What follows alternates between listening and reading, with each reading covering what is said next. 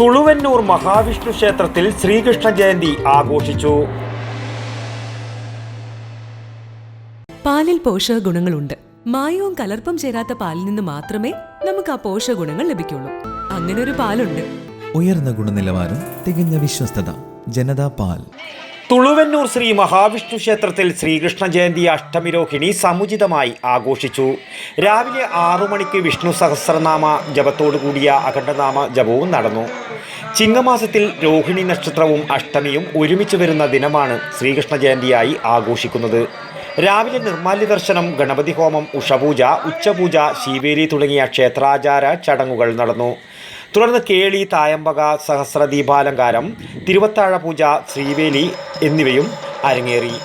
അഷ്ടമി രോഹിണി പുണ്യദിനത്തിൽ നിരവധി ഭക്തജനങ്ങളാണ് ഭഗവാന്റെ അനുഗ്രഹത്തിനായി ഭഗവത് സന്നിധിയിലെത്തിയതെന്ന് ക്ഷേത്രം general secretary K Vinod Kumar പറഞ്ഞു. ക്ഷേത്രത്തിലെത്തിയ എല്ലാ ഭക്തജനങ്ങളും ഭഗവത് പ്രസാദമായ പിറന്നാൾ സദ്യ ആസ്വദിച്ചാണ് മടങ്ങിയത്. ബാലഗോകുലം ശോഭയാത്ര ക്ഷേത്രത്തിലാണ് സമാപിക്കുന്നത്. ശോഭയാത്രയിൽ പങ്കെടുക്കുന്നവർക്കുള്ള ഭക്ഷണപാനീയങ്ങളും ക്ഷേത്ര പരിസരത്ത് ഒരുക്കിയിട്ടുണ്ട്. പോത്താങ്കണ്ടം സ്വാമിയുടെ ഭജനയും ഇവിടെ നടക്കും. തുടർന്ന് രാത്രി 12 നടക്കുന്ന അവതാര പൂജയും പായസ വിതരണത്തോടെയുമാണ് പരിപാടികൾ സമാപിക്കുക. News bureau, Payyanur. പാലിൽ പോഷക ഗുണങ്ങളുണ്ട്. മായവും കലർപ്പും ചേരാത്ത പാലിൽ നിന്ന് മാത്രമേ നമുക്ക് ആ പോഷക ഗുണങ്ങൾ ലഭിക്കുള്ളൂ. അങ്ങനെ ഒരു പാലില്ല എന്നല്ലേ ടീച്ചർ ഇന്നലെ പറഞ്ഞേ? അങ്ങനെ ഒരു പാലുണ്ട്. ജനതാ പാൽ.